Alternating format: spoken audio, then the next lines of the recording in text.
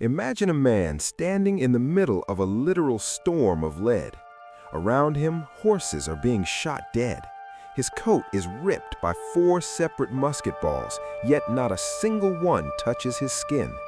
His officers are falling, the woods are screaming with the sounds of war, and yet he remains calm. This isn't a scene from a Hollywood superhero movie. This was the reality of a young George Washington. Today, we see him as a cold, stoic face on a dollar bill or a silent marble statue. But the real George Washington was a man of fire, a man of impossible gambles, and a leader who did something no other person in history had the courage to do. He walked away from absolute power. To understand the man who birthed a nation, we have to go back to 1755, long before the Revolution. During the French and Indian War, at the Battle of the Monongahela, Washington was a young aide-de-camp. The British Army was being slaughtered in an ambush. While others panicked, Washington rode back and forth, delivering orders, his tall frame a massive target for marksmen. By the end of the day, he had 2 horses shot out from under him. When he took off his coat that night, he found 4 bullet holes in it. He should have been dead. An Indian chief who fought in that battle later remarked that Washington was under the protection of the Great Spirit and could not be killed by a bullet. This sense of destiny would follow him for the rest of his life. Fast forward to December 1776. The American Revolution was dying. The Continental Army was a collection of starving, barefoot farmers retreating across New Jersey. The British thought the war was over. Even Washington's own generals were losing faith. But Washington knew that if he didn't strike now, the flame of liberty would go out forever. On a freezing Christmas night, amidst a nor'easter storm that brought jagged ice into the Delaware River, Washington made his move. The conditions were so brutal that 2 of his men literally froze to death during the march. The crossing was delayed by hours. Any other commander would have turned back, but Washington stood on the icy bank, his silhouette illuminated by lanterns, pushing his men forward. They crossed that river in silence, the only sound being the grinding of ice against wood. They marched 9 miles in the snow, many men leaving bloody footprints because they had no shoes. The result?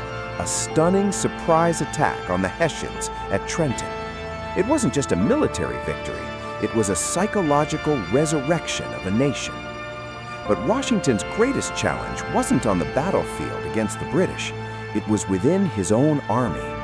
In 1783, after the fighting had stopped, but before the peace treaty was signed, his officers were angry. Congress hadn't paid them. They were planning a military coup to overthrow the government and install Washington as a king or a dictator. This is the moment that defines George Washington. He walked into a meeting of these angry, armed men at Newburgh, New York. They were ready to rebel. Washington began to read a letter, but he stumbled. He stopped, reached into his pocket, and pulled out something most of his men had never seen him wear, a pair of spectacles. He looked at his officers and said softly, "Gentlemen, you must pardon me. I have grown gray in your service, and now find myself growing blind." In that one moment of vulnerability, the rebellion vanished. The hardened soldiers began to weep. They realized that their commander had sacrificed his youth, his health, and his eyesight for their freedom. He didn't want a crown. He wanted a republic. Perhaps the most shocking moment in world history happened after the war was won. King George III of England asked what Washington would do now that he was victorious. Someone told the king that Washington intended to resign his commission and go back to his farm at Mount Vernon. The king was stunned. He said, if he does that, he will be the greatest man in the world. And he did. On December 23, 1783, at the peak of his power, George Washington walked into the Continental Congress in Annapolis and handed back his sword. In an era of emperors and czars, a man who could have been king, chose to be a citizen. Even as the first president, he was a man of precedent. He knew that every move he made would be followed by every leader after him. He refused to be called Your Highness or Your Elective Majesty, insisting on the humble title Mr. President. He served 2 terms and once again did the unthinkable.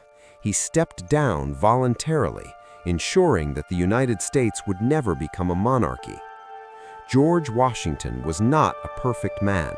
He was a man of his time, struggling with the massive contradictions of a new nation.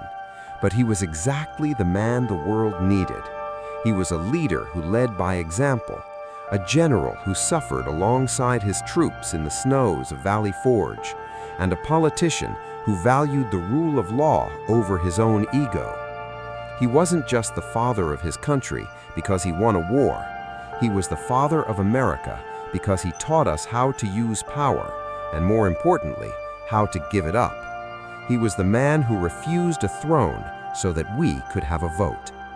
As we look at the monuments today, let's remember that the marble doesn't capture the heartbeat of the man who stood in the rain at the Delaware, or the aging general who put on his glasses at Newburgh.